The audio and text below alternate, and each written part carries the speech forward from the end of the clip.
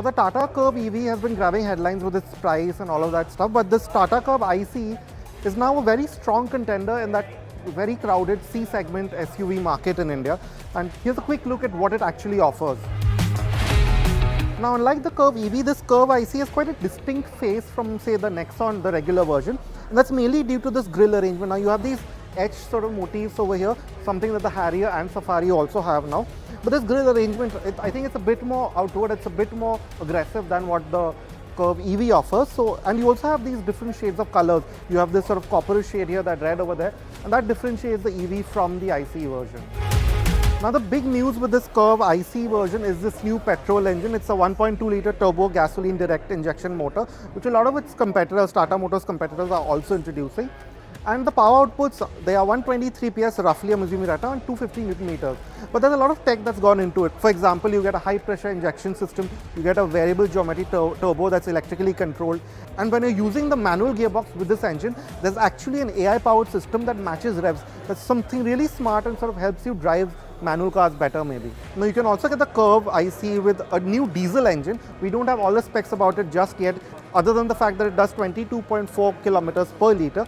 But both the petrol and the diesel pair with an updated 7-speed DCT gearbox.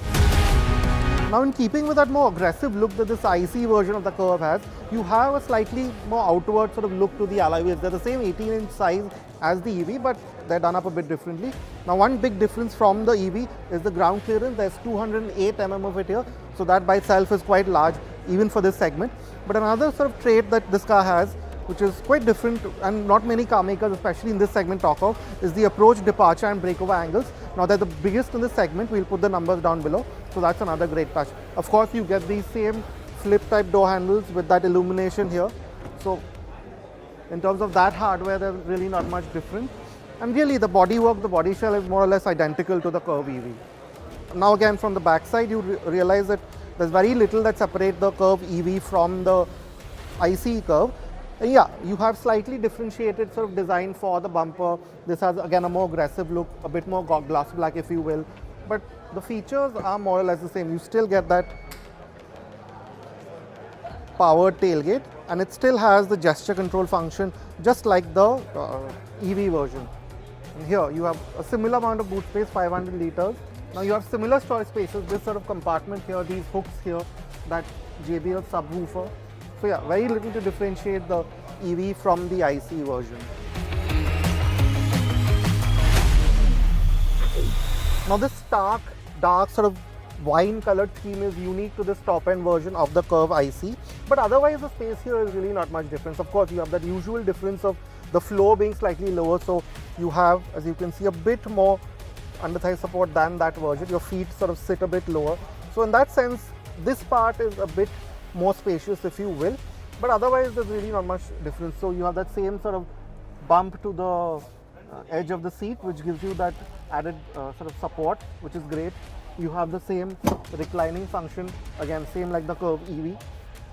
We would have liked a center headrest, but sadly that isn't there. Same sunroof with the ambient lighting, and my headroom too, there's really not much to choose between this and the EV. They're near identical.